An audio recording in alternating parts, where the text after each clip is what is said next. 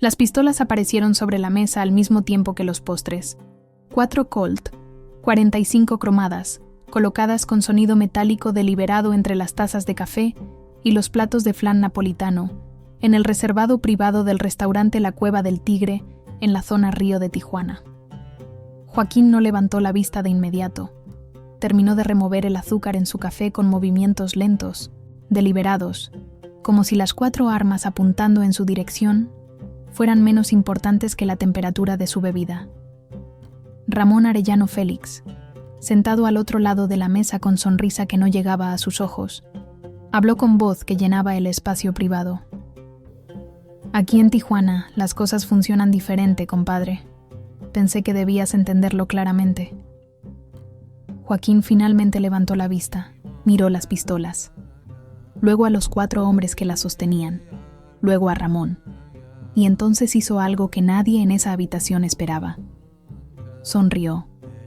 Si disfrutas historias oscuras donde el respeto lo es todo y la traición siempre cobra, suscríbete Tijuana, Baja California, octubre de 1992. La reunión no había sido idea de Joaquín.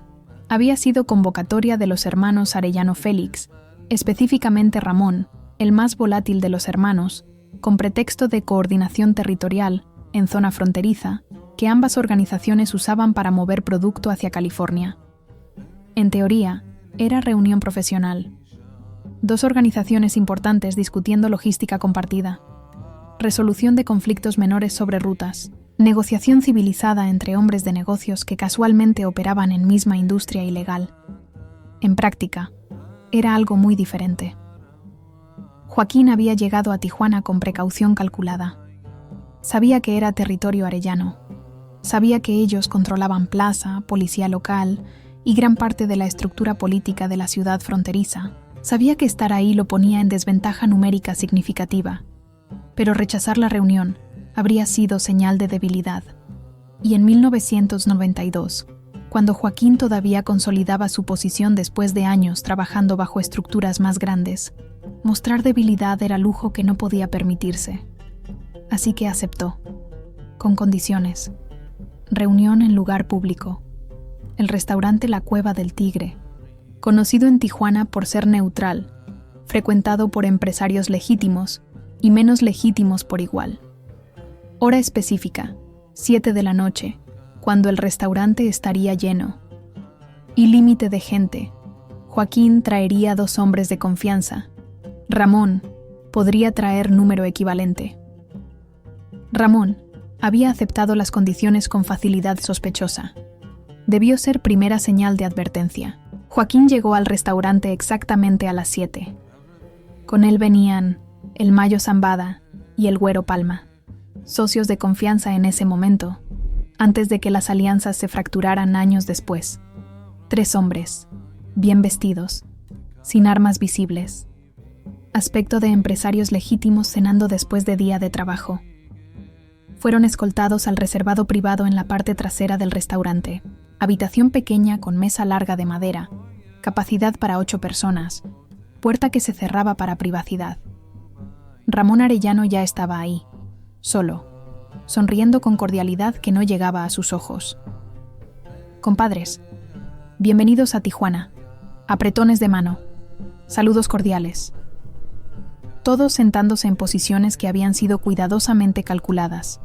Ramón a la cabecera, Joaquín frente a él, Mayo y Güero a los lados. Ordenaron comida. Hablaron de trivialidades durante los primeros 20 minutos. Clima, negocios legítimos que cada uno manejaba como fachada. Política estadounidense y cómo afectaba la frontera. Todo civilizado, todo profesional.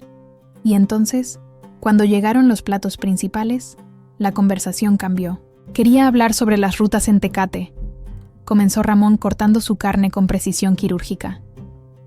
Hemos notado que tu gente ha estado usando cruces que tradicionalmente son nuestros. Joaquín masticó despacio antes de responder. Las rutas que usamos fueron coordinadas con tu hermano Benjamín hace 3 meses. Tengo los acuerdos. Acuerdos cambian, dijo Ramón sin levantar la vista de su plato. Las situaciones evolucionan. Lo que funcionaba hace 3 meses, quizás ya no funciona ahora. Era lenguaje diplomático para algo muy claro. Los Arellano querían renegociar desde posición de fuerza. ¿Qué propones?, preguntó Joaquín manteniendo tono neutral. Propongo que reconozcas que Tijuana es nuestra plaza, completamente, y que cualquier movimiento que hagas a través de aquí requiere no solo coordinación, sino porcentaje apropiado de compensación. El Güero Palma dejó su tenedor sobre el plato con sonido más fuerte de lo necesario. Ya pagamos porcentaje, quedó acordado. Ramón finalmente levantó la vista. Sonrió. Porcentaje anterior era insuficiente. Refleja mercado viejo. Ahora el mercado ha cambiado. Los precios suben. Joaquín sintió la tensión subir. Mayo, a su lado, había dejado de comer completamente. Güero tenía mandíbula apretada. ¿Cuánto estás pidiendo?, preguntó Joaquín. 40% de todo lo que cruza por Baja California. El número cayó como piedra en agua quieta. 40% era extorsión. No era negociación. Era intento de convertir socios en subordinados. Eso no es razonable, dijo Joaquín con voz todavía controlada. Y lo sabes. Ramón se reclinó en su silla, limpiándose la boca con servilleta. Lo que sé es que estás en mi ciudad, en mi territorio, y que las reglas aquí las pongo yo.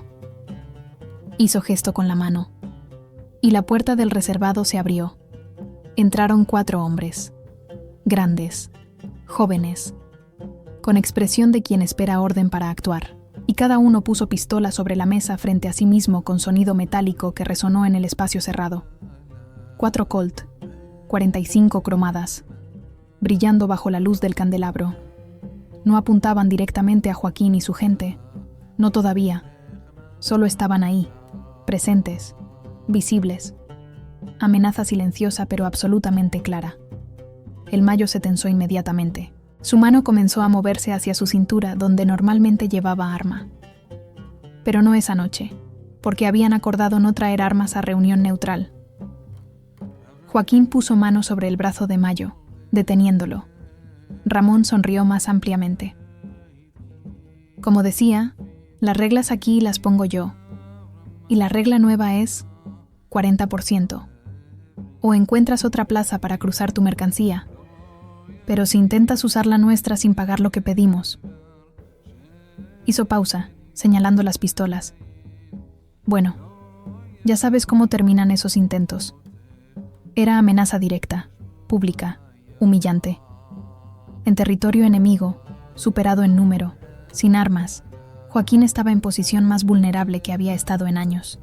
Y Ramón lo sabía. Lo disfrutaba. El silencio se extendió durante 10 segundos completos. Mayo y Güero miraban a Joaquín, esperando señal. Los 4 hombres armados miraban a Ramón, esperando orden.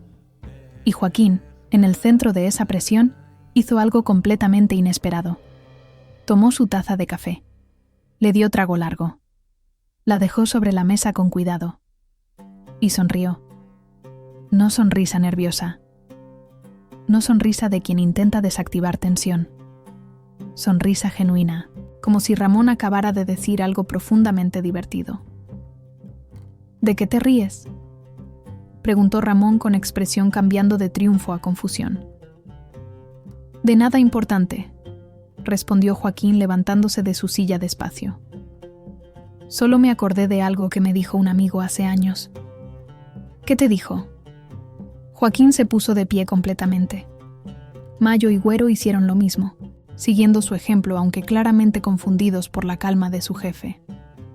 Me dijo, cuando alguien saca pistola en negociación, es porque ya perdió el argumento. Solo le queda amenaza. Ramón dejó de sonreír. No estoy perdiendo nada. Estoy ganando. Mírate. Estás rodeado, sin armas, en mi ciudad. Joaquín asintió. Tienes razón. Estoy en desventaja ahora. En este momento. En esta habitación. Caminó hacia la puerta, pasando junto a los 4 hombres armados que lo miraron, pero no se movieron sin orden directa de Ramón. Antes de abrir la puerta, Joaquín se giró. Pero esta habitación no es el mundo completo, Ramón. Y este momento no es toda la historia. ¿Qué significa eso? Significa que voy a salir de aquí, voy a regresar a Sinaloa y voy a pensar muy cuidadosamente en lo que dijiste y en cómo lo dijiste. Hizo pausa. Y luego vamos a ver quién controla realmente qué. Abrió la puerta y salió. Mayo y Güero lo siguieron inmediatamente.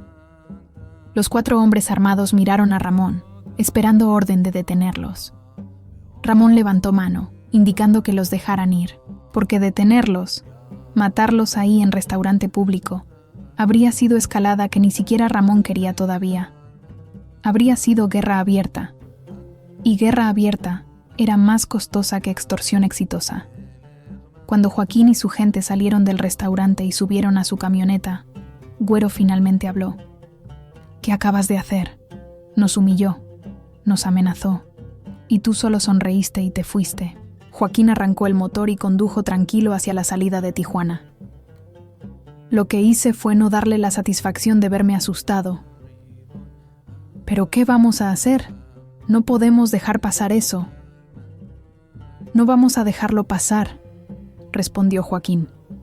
Solo no vamos a responder como él espera.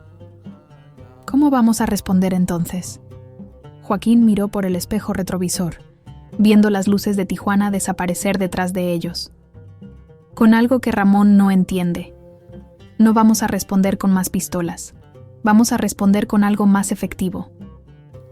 ¿Qué es más efectivo que pistolas? Joaquín sonrió esa sonrisa que Mayo y Güero habían aprendido a reconocer. La sonrisa de quien acaba de tener idea peligrosamente brillante. Información, paciencia y un poco de ayuda de gente que Ramón cree que controla. No explicó más durante el viaje de regreso a Culiacán.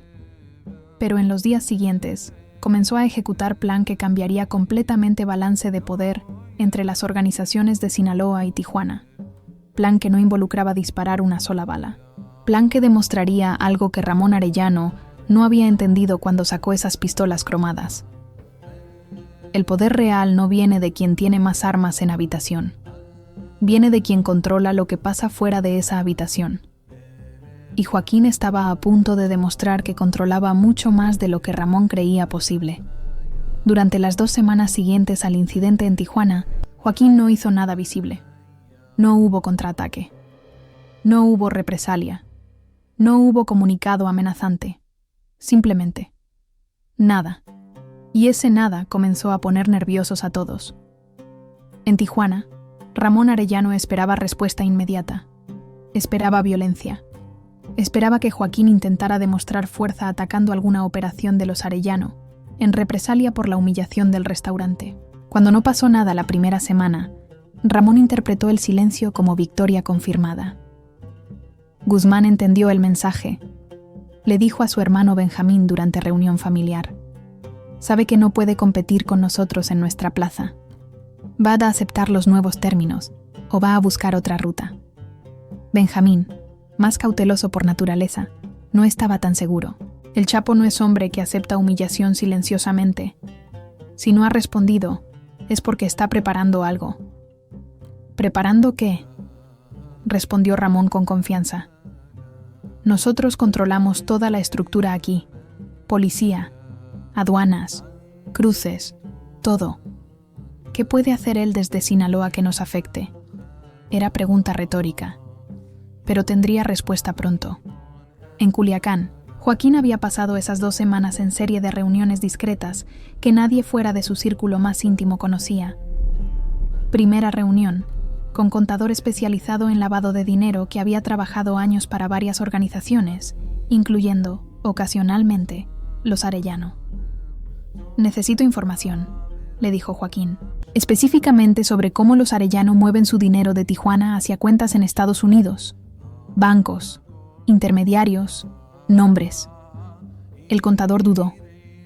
Esa información es delicada. Si los Arellano descubren que hablé, no van a descubrir. Y te voy a pagar el triple de lo que ellos te pagan en un año. El contador pensó durante 30 segundos antes de asentir. 2 días después, Joaquín tenía lista completa de bancos, cuentas y intermediarios que los Arellano usaban para mover ganancias de Tijuana hacia el sistema financiero estadounidense. Segunda reunión, con agente corrupto de la DEA, con quien Joaquín había desarrollado relación informativa durante años. Relación donde Joaquín ocasionalmente entregaba información sobre operaciones menores a cambio de que sus propias operaciones mayores quedaran sin vigilancia. Era juego peligroso, pero era juego que Joaquín entendía bien. «Tengo información que te va a interesar», le dijo al agente en reunión en hotel discreto en Phoenix. Información sobre lavado de dinero grande. Muy grande. ¿De quién? De los Arellano Félix. Nombres de bancos en San Diego. Nombres de intermediarios. Fechas de transferencias grandes programadas para próximas semanas. El agente de la DEA se inclinó hacia adelante. Los Arellano eran objetivo prioritario de la agencia. Cualquier información que permitiera golpear sus finanzas era oro. ¿Qué quieres a cambio? Nada específico ahora. Solo que recuerdes quién te dio esta información cuando necesite favor en el futuro. El agente asintió. Trato estándar en ese mundo gris donde criminales y agentes federales ocasionalmente bailaban juntos. Tercera reunión. Con comandante de policía corrupto en Tijuana. No alguien en la nómina directa de los Arellano, sino alguien que trabajaba para quien pagara mejor en el momento. Los Arellano creen que controlan toda la policía en Tijuana, le dijo Joaquín. Pero sé que hay oficiales que trabajan para dinero, no por lealtad. Puede ser, respondió el comandante cautelosamente. Necesito que 3 oficiales específicos, Joaquín deslizó papel con nombres, reciban transferencias anónimas, $50,000 cada uno, sin explicación, solo dinero llegando a cuentas que los Arellano conocen y monitorean. El comandante frunció el ceño. ¿Por qué querrías que oficiales en nómina de los Arellano reciban dinero de fuente desconocida? Joaquín sonrió. Porque los Arellano van a pensar que esos oficiales están siendo sobornados por alguien más. Van a pensar que su gente les está traicionando. Y la paranoia hace más daño que balas. El comandante se rió. Era brillante en su simplicidad cruel. ¿Y qué gano yo? 20,000 adicionales. Y la gratitud de quien eventualmente va a controlar las rutas que los Arellano creen suyas. El comandante aceptó. Cuarta reunión. Con periodista investigativo de Tijuana, que había publicado varios artículos críticos sobre corrupción policial y vínculos entre gobierno local y crimen organizado. Tengo documentos que te van a interesar, le dijo Joaquín a través de intermediario, nunca cara a cara. Prueba de que ciertos oficiales de gobierno en Tijuana están en nómina directa de los Arellano. Nombres, cantidades, fechas. Era información real, obtenida a través de contactos que Joaquín había cultivado durante años. Información que los Arellano creían secreta. El periodista, siempre buscando historia grande, aceptó los documentos, los verificó y comenzó a preparar artículo que se publicaría en 2 semanas. Todo esto, reuniones, pagos, información intercambiada, ocurrió sin que los Arellano tuvieran idea, porque Joaquín había aprendido algo fundamental. El poder no se demuestra con exhibición de fuerza, se demuestra con control de información y capacidad de ejecutar movimientos que el enemigo no ve venir. Mientras Ramón celebraba su victoria del restaurante, Joaquín estaba construyendo cerco invisible, no de hombres armados, sino de presión legal, financiera y psicológica. A finales de la segunda semana, los primeros efectos comenzaron a manifestarse. Un oficial de aduanas en cruce de Otay Mesa, uno de los cruceros clave que los Arellano usaban, fue arrestado por el FBI. Acusaciones: aceptar sobornos, facilitar tráfico de narcóticos, lavado de dinero. Las pruebas venían de información que la DEA había recibido, anónimamente, información que Joaquín había proporcionado 2 semanas atrás. El arresto cerró ese cruce temporalmente. Investigación abierta significaba vigilancia aumentada. Rutas que los Arellano usaban diariamente quedaron comprometidas. 3 días después, 2 bancos en San Diego donde los Arellano lavaban dinero recibieron auditorías federales sorpresa. Otra vez, información anónima había alertado a autoridades sobre transacciones sospechosas.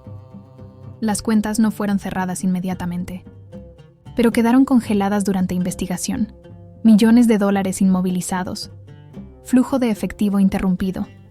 Y al mismo tiempo, en Tijuana, comenzaron rumores. Rumores de que ciertos policías estaban recibiendo dinero de fuentes desconocidas. Rumores de que quizás había traición interna. Rumores de que alguien estaba pagando a gente de los Arellano para cambiar lealtades. Los rumores llegaron a oídos de Ramón a través de múltiples fuentes. Y Ramón, paranoico por naturaleza, comenzó a investigar. Descubrió que sí, efectivamente, 3 de sus contactos policiales habían recibido transferencias grandes de origen no identificado. Llamó a esos oficiales. Los interrogó. Ellos juraron no saber de dónde venía el dinero, que habían despertado un día y el dinero estaba en sus cuentas. Ramón no les creyó, porque en su mente nadie regala $50,000 sin razón. Despidió a los 3 oficiales de su nómina, los amenazó, los puso en lista de sospechosos. Efectivamente, Joaquín había creado paranoia sin disparar bala. Pero todo eso era preparación. No era el golpe principal. El golpe principal vendría la tercera semana. Y cuando viniera, Ramón Arellano finalmente entendería que había cometido error fundamental en ese restaurante. No el error de sacar pistolas, sino el error de subestimar contra quién las estaba sacando. La tercera semana comenzó con noticia que sacudió Tijuana. El periódico local Z publicó investigación de portada titulada Los amos invisibles de Tijuana. El artículo, firmado por periodista investigativo que había recibido documentos anónimos, detallaba con nombres, fechas y cantidades exactas cómo los hermanos Arellano Félix habían infiltrado gobierno municipal, policía estatal y aduanas fronterizas. No era nuevo que todos supieran que los Arellano controlaban Tijuana. Pero una cosa es saber algo en rumor susurrado, y otra muy diferente es verlo publicado con evidencia documental en periódico que se vende en puestos callejeros. El artículo incluía fotos de cheques pagados a oficiales específicos, transcripciones de conversaciones grabadas, obtenidas de fuentes que Joaquín había cultivado, organigrama mostrando estructura de corrupción desde nivel municipal hasta federal. Era bomba periodística que ponía luz nacional e internacional sobre operaciones que los Arellano preferían mantener en sombra. Ramón leyó el artículo a las 6 de la mañana del lunes. A las 7 había convocado reunión de emergencia con sus hermanos y operadores principales. ¿Cómo consiguieron esta información?, gritó arrojando el periódico sobre la mesa. ¿Quién habló? Nadie tenía respuesta, porque la información había venido de múltiples fuentes que Joaquín había orquestado cuidadosamente para que no pudieran rastrearse a él directamente. Tenemos que controlar el daño, dijo Benjamín con voz más calmada. Contactar al gobierno, presionar al periódico, hacer que retracten. ¿Retractar qué?, respondió Ramón. Ya está publicado, ya salió. Medio país lo está leyendo ahora. Y tenía razón, porque el artículo no solo circulaba en Tijuana, había sido recogido por medios nacionales. CNN en español lo mencionó. El New York Times preparaba su propia investigación basada en las revelaciones. Los Arellano, que habían operado con relativa impunidad durante años, de repente estaban bajo reflectores que no podían apagar. Pero eso era solo primer golpe. El segundo llegó 2 días después. La PGR, Procuraduría General de la República, anunció operativo especial en Baja California. Objetivo oficial: combatir corrupción policial vinculada con crimen organizado. 20 oficiales fueron arrestados. Algunos eran gente de los Arellano, otros no, pero no importaba.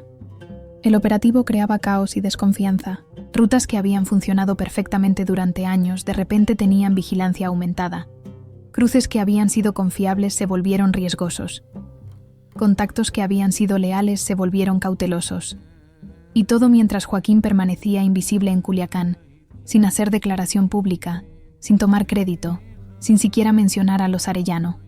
El tercer golpe fue el más devastador.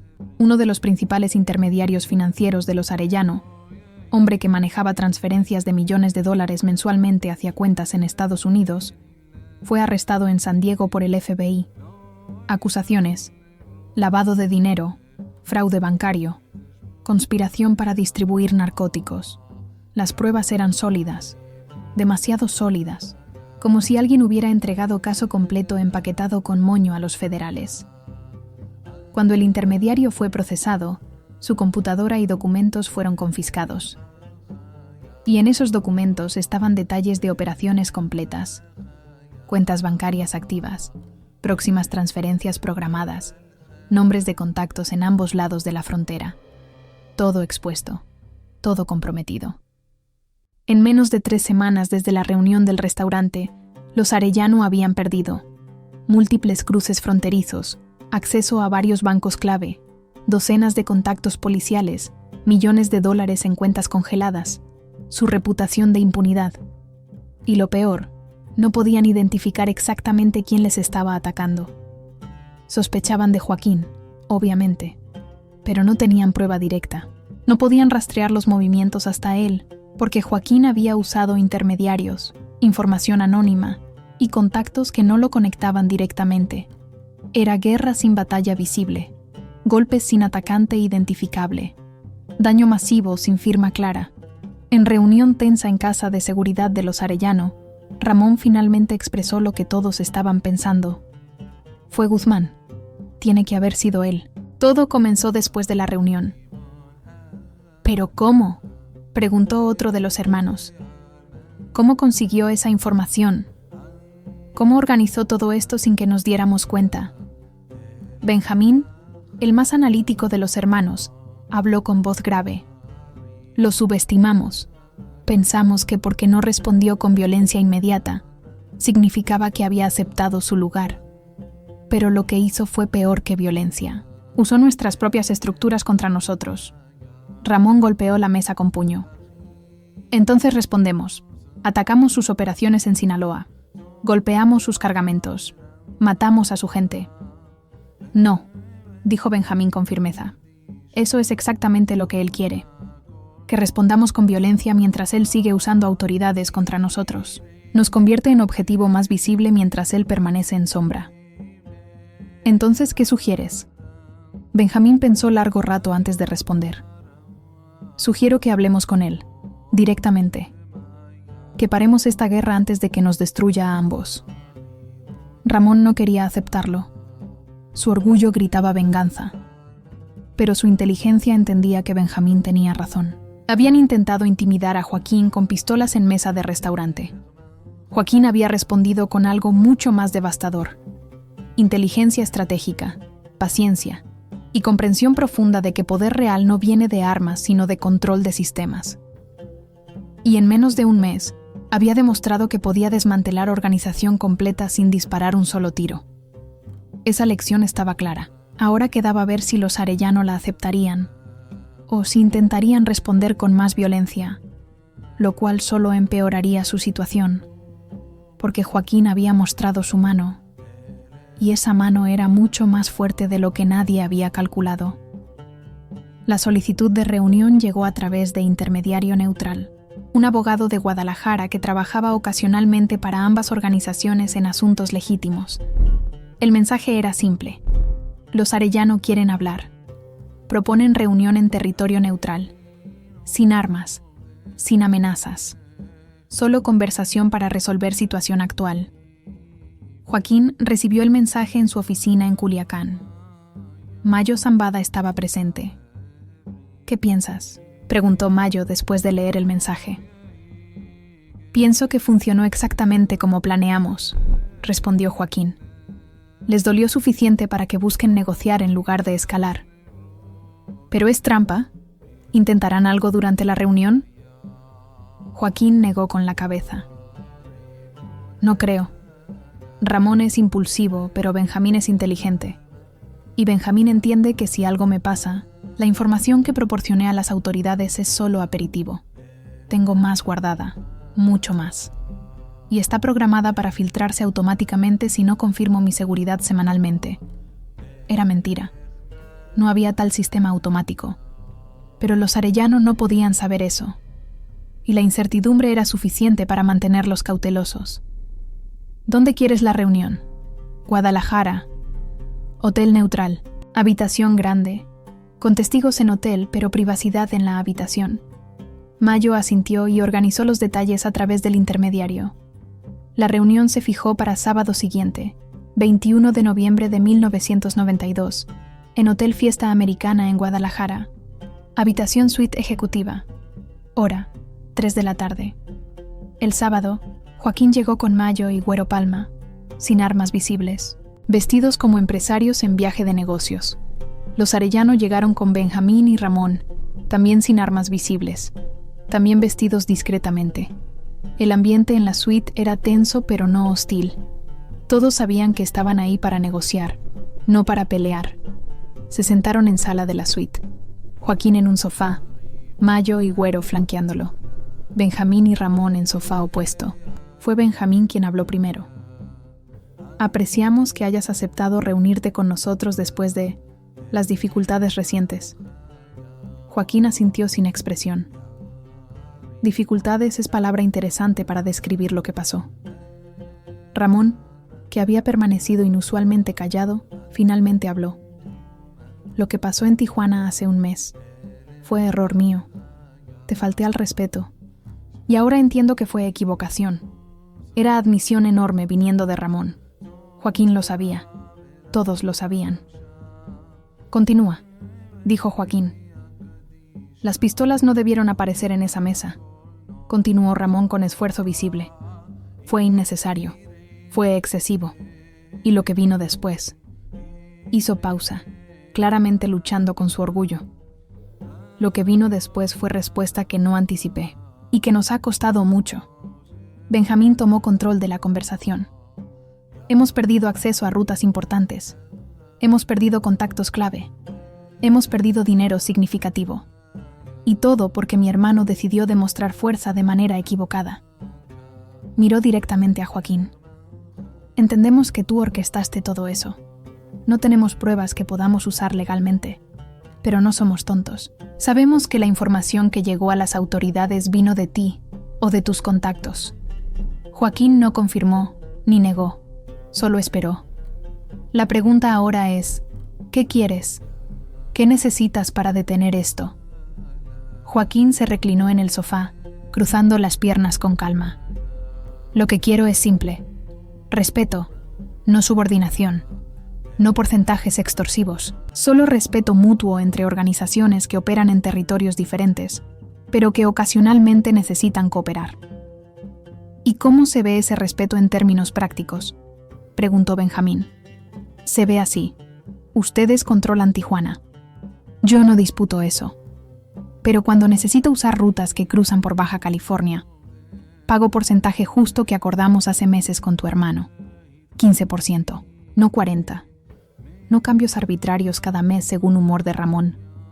Ramón apretó la mandíbula pero no interrumpió.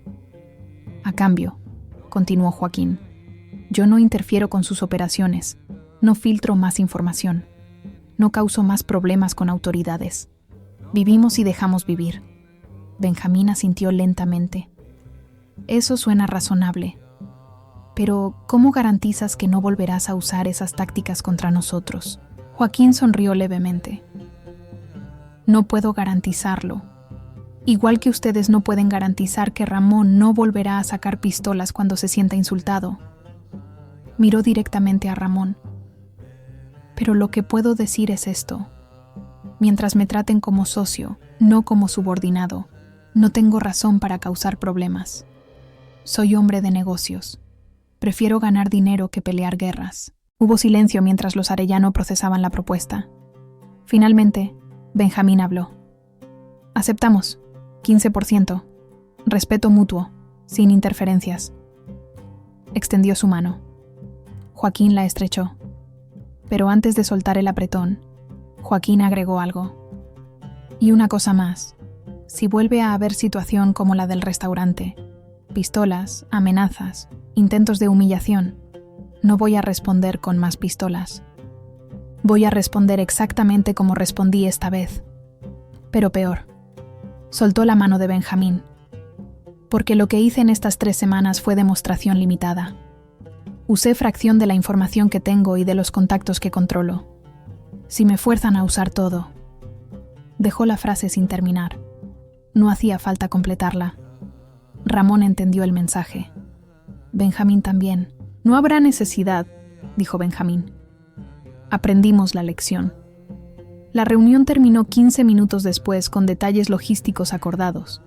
¿Quién manejaría qué rutas? ¿Cómo se harían los pagos? ¿Cómo se comunicarían para evitar conflictos futuros? Cuando Joaquín salió del hotel con Mayo y Güero, Mayo finalmente habló. Acabas de demostrar algo que va a cambiar todo en este negocio. ¿Qué demostré? Que inteligencia vence fuerza bruta, que información vale más que arsenal, que el que controla sistemas controla territorio. Joaquín asintió. Los Arellano pensaban que porque tenían más pistolas en Tijuana, tenían más poder. Pero poder real no viene de cuántos hombres armados tienes. Viene de cuánta gente necesitas para lograr tus objetivos.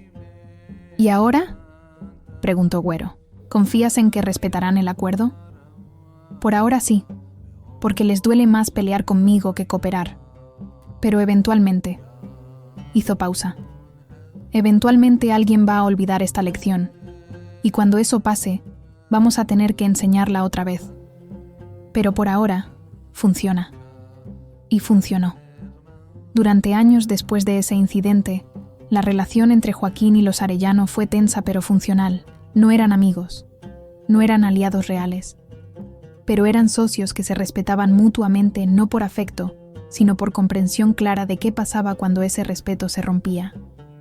La historia de las pistolas en la mesa y la respuesta estratégica de Joaquín circuló en el mundo criminal durante años después. Se convirtió en caso de estudio informal sobre cómo poder real no se demuestra con exhibición de fuerza, sino con capacidad de ejecutar movimientos que el enemigo no ve venir. Y estableció reputación de Joaquín no solo como narcotraficante eficiente, sino como estratega brillante que entendía que en mundo moderno, información y contactos valían más que arsenales. Esa reputación lo serviría bien en años venideros, porque demostraba algo que pocos en ese mundo entendían. Las guerras más efectivas son las que se ganan sin disparar. 3 meses después del acuerdo en Guadalajara, en febrero de 1993, Joaquín recibió llamada inesperada. Era Ramón Arellano Félix. No a través de intermediario, no con amenaza velada, solo llamada directa de hombre a hombre. «¿Joaquín? Soy Ramón. Te escucho. Necesito verte. Solo nosotros dos. Hay algo que quiero decirte». Joaquín dudó. Las reuniones privadas con Ramón eran potencialmente peligrosas por su naturaleza impulsiva. ¿Dónde? En Mazatlán. Lugar neutral para ambos. Restaurante público. Mañana al mediodía. ¿Qué quieres discutir? Algo personal, no de negocios. Solo. Necesito hablar contigo. Era extraño, pero Joaquín decidió aceptar. Con precauciones. Al día siguiente, llegó al restaurante Mar Azul en Mazatlán. Llegó temprano. Verificó salidas. Notó 2 de sus hombres posicionados discretamente en mesas cercanas. Ramón llegó exactamente a tiempo. Solo.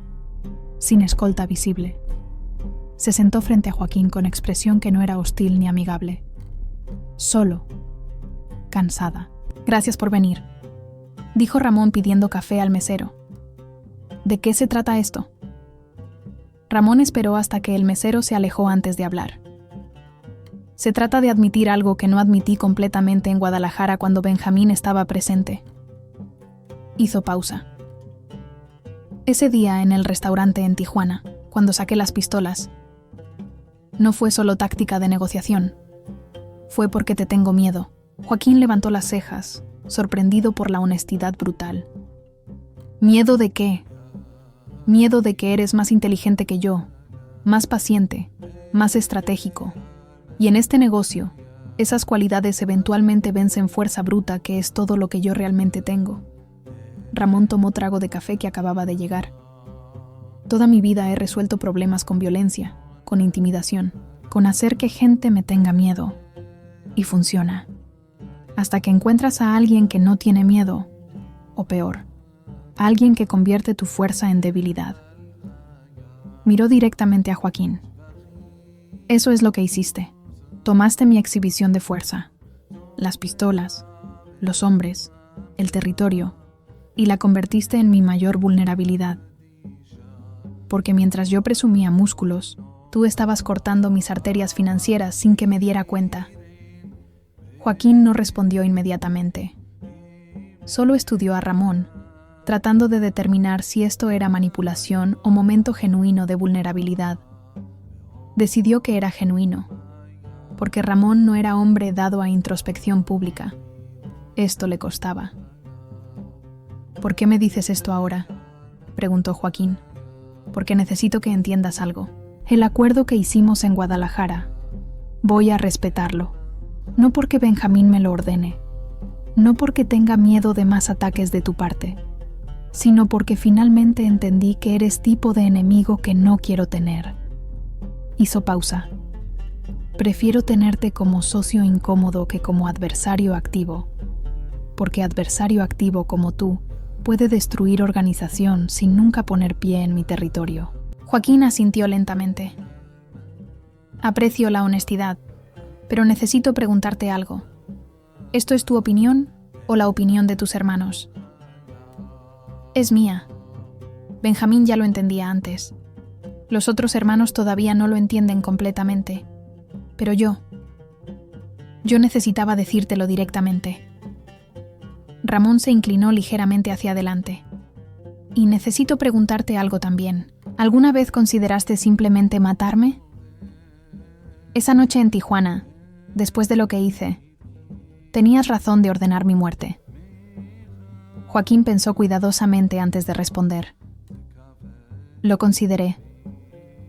Durante aproximadamente 30 segundos mientras salía de ese restaurante. Pero luego me di cuenta de algo. Matarte habría resuelto problema inmediato, pero habría creado guerra permanente con tus hermanos. Y guerra permanente es mala para negocios. Tomó sorbo de su propio café. Lo que hice en lugar de eso fue algo más útil. Demostré que podía destruir tu organización sin tocarte físicamente. Esa demostración vale más que tu muerte, porque tu muerte me habría dado satisfacción emocional. Pero la demostración me dio respeto, y respeto dura más que venganza. Ramón dejó escapar risa corta, sin humor, pero con algo parecido a admiración. Eres hijo de puta inteligente, ¿sabes? Y tú eres hijo de puta impulsivo, pero ahora impulsivo con lección aprendida. Eso te hace menos peligroso para mí. Los dos hombres se miraron durante momento largo, no con hostilidad, sino con entendimiento mutuo de hombres que habían estado en borde de guerra y habían decidido, cada uno por razones diferentes, que paz tensa era preferible. ¿Vamos a estar bien?, preguntó Ramón. ¿Tú y yo? ¿Nuestras organizaciones? Joaquín consideró la pregunta. Mientras respetes el acuerdo, sí. Mientras no vuelvas a confundir ruido con poder, sí. Mientras entiendas que yo no busco conquistar Tijuana, pero tampoco acepto ser tratado como subordinado, sí. Lo entiendo. ¿De verdad? De verdad. Joaquín extendió su mano sobre la mesa. Entonces estamos bien. No somos amigos. Probablemente nunca lo seremos. Pero somos socios que se respetan mutuamente. Y eso es suficiente. Ramón estrechó la mano. Es suficiente. Terminaron sus cafés en relativo silencio. No había más que decir. El mensaje había sido entregado. El entendimiento establecido. Cuando se levantaron para irse, Ramón hizo una última pregunta. ¿Todavía tienes toda esa información? ¿La que filtraste a las autoridades? Tengo más, mucho más. De todos. No solo de ustedes. ¿De todos? De todos los que operan en este negocio, incluyendo información sobre mí mismo. Porque información solo tiene poder si estás dispuesto a usarla incluso cuando te daña. Ramón asintió con algo parecido a respeto. Eres más peligroso de lo que cualquiera entiende. No soy peligroso, soy cuidadoso. Hay diferencia. Salieron del restaurante. Se despidieron con apretón de manos formal, y cada uno subió a su vehículo y se fue en dirección opuesta. Mayo, que había esperado en el estacionamiento, preguntó: ¿qué fue eso? Eso fue Ramón Arellano reconociendo que perdió. No solo la batalla táctica, sino la guerra psicológica. Y asegurándose de que yo entiendo que no va a intentar revancha. ¿Le crees? Por ahora sí, porque su orgullo finalmente cedió ante su supervivencia. Y cuando orgullo cede ante supervivencia, gente se vuelve predecible, confiable incluso. Mayo arrancó el motor. ¿Sabes qué es lo más impresionante de todo esto? ¿Qué? Que convertiste humillación en victoria sin matar a nadie, sin disparar un tiro, solo con información y paciencia. Joaquín sonrió. Esa es lección más importante, la que va a cambiar cómo este negocio funciona en próximos años. Ya no es suficiente tener más pistolas. Necesitas tener más inteligencia, más contactos, más control de sistemas. Miró por la ventana hacia el océano Pacífico brillando bajo sol de febrero. Y esa lección va a servir bien, porque el mundo está cambiando. Y los que entiendan que poder real no viene de fuerza, sino de información, esos van a controlar el futuro. Tenía razón. En años siguientes, mientras otras organizaciones peleaban guerras sangrientas en calles, Joaquín construyó imperio basado en inteligencia, logística y comprensión profunda de cómo sistemas, legales e ilegales, realmente funcionaban. Y todo comenzó ese día en restaurante de Tijuana cuando pistolas aparecieron en mesa. No porque las pistolas le enseñaran algo nuevo, sino porque su respuesta a esas pistolas demostró algo que nadie había entendido completamente antes. En guerra moderna, información es arma más poderosa, y paciencia es estrategia más efectiva. Y quien controla esos dos elementos controla resultado, sin importar cuántas pistolas el otro lado tenga sobre la mesa. La historia de las pistolas en la mesa del restaurante de Tijuana se convirtió en leyenda dentro del mundo del crimen organizado mexicano. No inmediatamente, sino gradualmente, conforme sus implicaciones se hacían evidentes. En los meses siguientes al Acuerdo de Guadalajara, otros grupos criminales comenzaron a notar cambio fundamental en cómo Joaquín operaba. No era más ruidoso, no era más violento. De hecho, era menos violento que muchos de sus contemporáneos, pero era infinitamente más efectivo, porque había demostrado modelo nuevo, poder a través de control de información en lugar de control territorial a través de fuerza bruta. Otros comenzaron a imitar la estrategia. Comenzaron a cultivar contactos en agencias gubernamentales, comenzaron a documentar operaciones de rivales, comenzaron a entender que filtración estratégica valía más que enfrentamiento directo. El negocio del narcotráfico comenzó a sofisticarse, no porque todos se volvieran menos violentos, la violencia seguía presente, sino porque violencia se volvió herramienta entre muchas, no la única herramienta. Y Joaquín había sido arquitecto de ese cambio. Los Arellano Félix, por su parte, mantuvieron el acuerdo durante varios años. Hubo tensiones ocasionales, pero ninguna escaló a nivel de 1992, porque ambos lados recordaban claramente qué pasaba cuando respeto se rompía. Ramón eventualmente volvería a su naturaleza impulsiva en otros contextos. Pero con Joaquín mantuvo distancia respetuosa. Benjamín, el más inteligente de los hermanos, ocasionalmente enviaba mensajes discretos a Joaquín. Mi hermano envía saludos. Recuerda Tijuana. Quiere que sepas que respeto permanece. Era código. Significaba, Ramón todavía tiene miedo de ti. Y ese miedo nos mantiene en línea. En 1993, menos de un año después del incidente, ocurrió tragedia que cambiaría todo.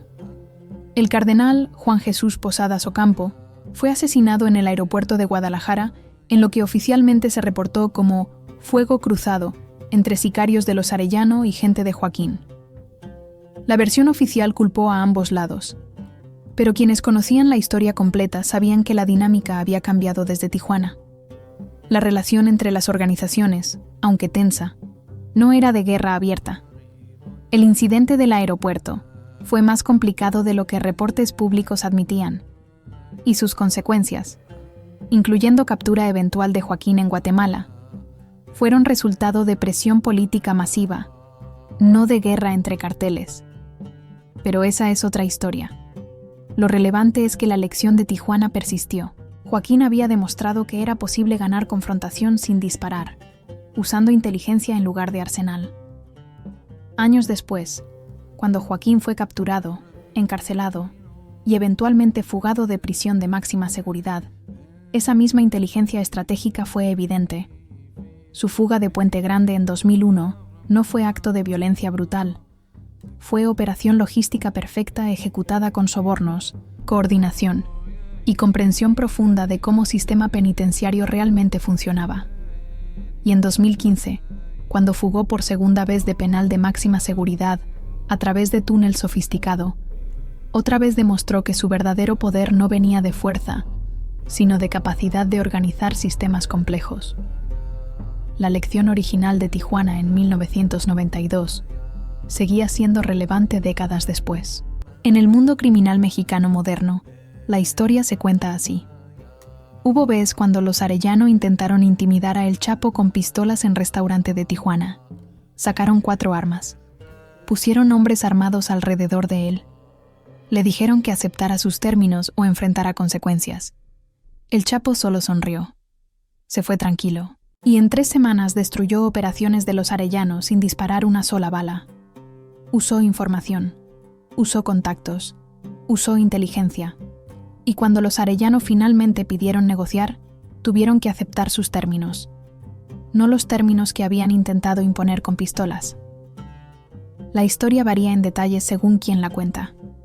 Algunos dicen que fueron 5 pistolas, no 4. Otros dicen que fue en Mexicali, no Tijuana. Algunos agregan elementos dramáticos que probablemente no ocurrieron. Pero núcleo permanece constante. Día cuando alguien intentó intimidar a El Chapo con armas, y aprendió que armas no son forma más efectiva de poder.